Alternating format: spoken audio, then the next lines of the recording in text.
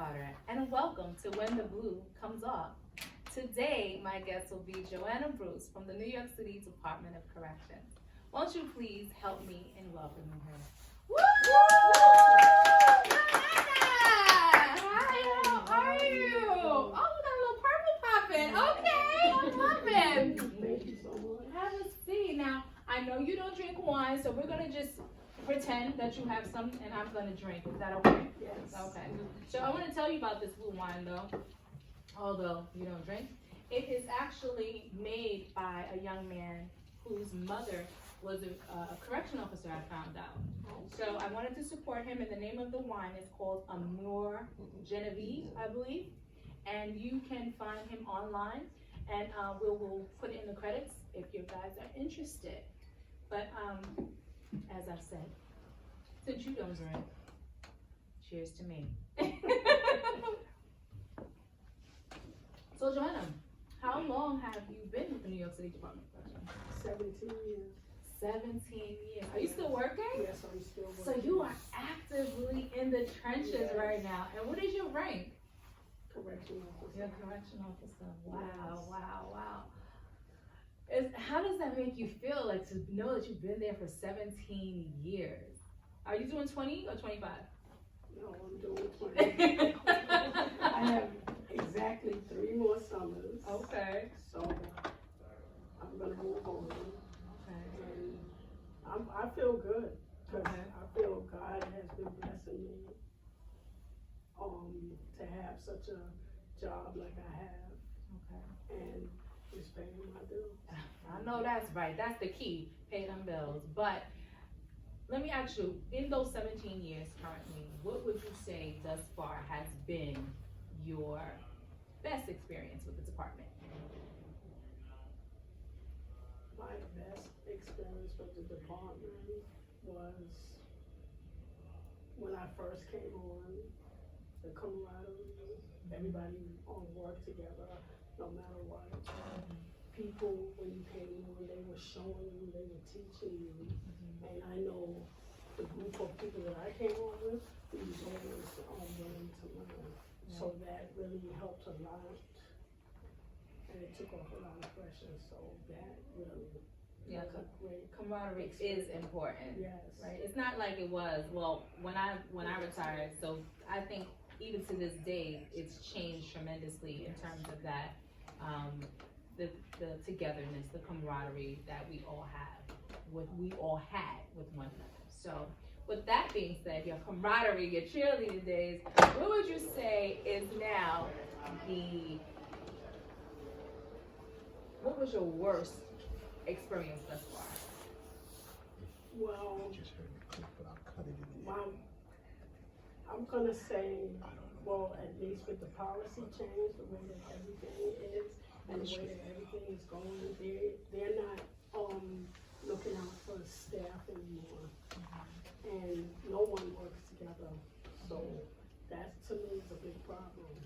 And being that I'm still there active, I see it firsthand. So, but overall, I can't say that my experience was so bad. Right. So have you ever been assaulted? No, thank God. No, that's a blessing. That's a blessing. And so with that being said, you have never been physically assaulted.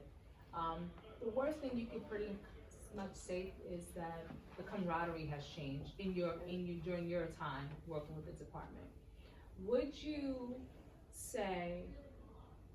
would you say to another female or other females who are thinking about going into this line of work? Today, be careful. Just know that the inmates, or persons or individuals, because that's what they want to be called now. They're not your friends. Don't look for compliments or nothing like that. Just do your job and stay focused, because they definitely will try you, especially now in this age of what's going on. Because a lot of them, they don't think they really did anything wrong. Right. And with the policy change, that's giving them, like, for example, like I said, they don't feel like they're doing anything wrong. The individuals. So, yeah, the individuals, Mhm. so they will try you, they will come at you. So as a female coming on, you just have to stay focused and know exactly your worth and who you are Exactly. before You come onto the job, right? Exactly. So, I know for me, like I've said this time and time again, if you don't come into the department confident, you can easily fall victim to either being in a relationship with staff or inmates if you're not careful. I've seen it time and time again. So it's very, very important that you do, as you say, know your self-worth.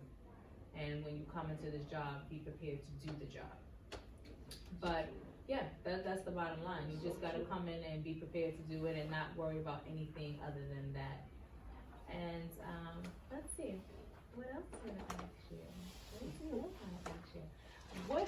So you said, did you ever have to make a decision in your life where it was hard for you in terms of choosing your job over your family? Or did your family life kind of struggle at any point because of the career that you chose? I'm gonna say for the most part for me, I was really blessed because I'm a divorced mother. I have 3 children, and I had to telephone, tell them. I know, like, getting stuck. A lot of times there was always someone there that said, "Listen, I'll take your last 4, or I'll take." And I never had like that hard time where you might call me up and say, "I'll take your 8 hours," and then when I get to the gate, they're like, they be sticking you. yes. So I can't complain in that area. Okay. And I thank God for that because I had to, regardless of the job that I had, I still had to be that parent and that mother to those children because I did not want them to fall victim to the circumstances where I was working in. Right. You didn't want them to have to suffer because you made a decision. Well, that's a blessing that you did have the support system that was needed to go in and do a job. You were blessed that you were able to go do a job that most people could not do. You were able to still raise your kids, right? Yes. And everything was bliss thus far, right? That's what you want to say, pretty much? Yeah, it had its little ups and downs, but that's life. That's Right. life. But I can't say that, well, because of the job, you know, Right. so. Well, that's a good thing because a lot of people tend to say, well, if I didn't have this job, they try to blame their life experience or whatever happens in life to the job aspect as well. So it is kind of depending on your personal situation. It's either one or the other. Sometimes they coincide hand in hand, but sometimes it's just, we ultimately have the last say in our own lives and our own decisions, what we have to make. So if you had to make a decision between your family and your career and you made the choice, you can't say it was because of the job. It was the choice that you made. Yes, you're right. Right? Yes. So, now, since you have like 3 years left, 3 summers, as you like to count down, Yes. 3 summers, what do you plan on doing when you retire? Well, I'm gonna say at least maybe for the first 3 months, I'm just gonna relax. Okay, that's what we all say, but okay. Yeah, well, we'll see, right? But what I wanna do is I wanna become a title closer. Okay, that's involving real estate. Yes. Real estate. Where all you do is, like, I'm gonna go to the school, I've already did the research, but what you do is, how the closings on the houses, that last person that says, can you sign here, can you sign there, can you, that's what I would like to do, because after everything is said, everybody's getting a check cut, I'll be getting a check check. Just to say, can you sign here? Can you Yes. sign there? Oh my goodness. Okay, that sounds like a good experience. But now, tell me, you said you have three children, Yes. right? But I do know that one of your daughters is heavily into some form of industry.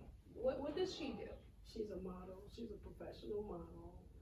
She's been doing it since about 13. I used to be running with her all the time, so I know how it works. She also does like movies, like what's it called, extras. Extra work. She does extra work. She also has a degree in journalism. She has a show on YouTube called What's the Juice TV. What's the Juice TV What's on the Juice YouTube? TV. What's the Juice TV, and that is a show that is ran by your daughter. Yes, her name is Niara Johnson, and she's doing quite well. She's getting ready to go back to school for broadcasting.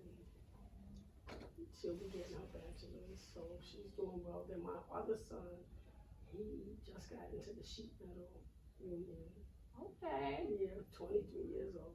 Okay. So Ooh, that's yes. I'll sit to that. Okay. Yeah, so they're doing good. I can't really complain. And then the other one, he works for the Board of Ed. Well, that is amazing. It sounds like you have had thus far a tremendous career. Your children are blossoming and growing. You have your whole outline ready for when you retire. We're gonna just see exactly how long. How I want to see. I'm gonna be watching you on Facebook. I'm saying she said she was resting. She out here at school. She out here doing this. She ain't rushed yet, right?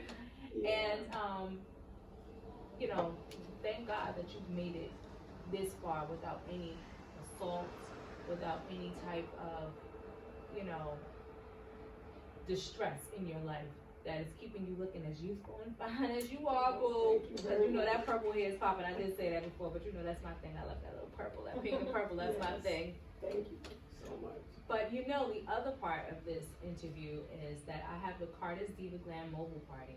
And on my glam truck, what I usually do, we hold parties and we do all types of events there. But today, you're gonna get a makeover. So you're gonna get your little face, people. Like my face is big today. It's beautiful. My face is big today. And we have on the show today Miss Brittany and Miss Watson. So I'm not exactly sure who's gonna be doing your face today, but they will be doing it up, honey. Okay? Because we want the world to see that when we take off these uniforms, we are fly and sexy. Yes. Okay? We do look like something. Yes, hello. Besides that little raggedy uniform they want us keeping. You know what I'm talking about. So I want to thank you so much for coming and being a part of this. This has been a wonderful experience for me. Just engaging in conversations with women that are in this genre of business, because it's a business that goes unnoticed a lot of times. We don't necessarily get the accolades or appreciation that should be given to us, because you know, a lot of times in most families in our ethnicity, we are the breadwinners, we are the head of household, and it's very difficult, and it could be, but again, you didn't have this issue, but it could be very difficult to try to be a mom, a dad, an officer, a bus driver, truck driver, taking them to modeling classes, taking them to dance classes. It can be very overwhelming, but I'm glad that you did not have these problems. But it was overwhelming, but it could have been worse. It could have been worse. Yes. It could have. Yes, it could have been worse, but luckily it's not. Good. Yeah, thank God. So you ready to go get your face done? Yes, I am. All And right. Thank you, and thank you for having me. You're welcome. So next time we see you, you'll have all this beautified. Thanks for you. coming. Thank you so much.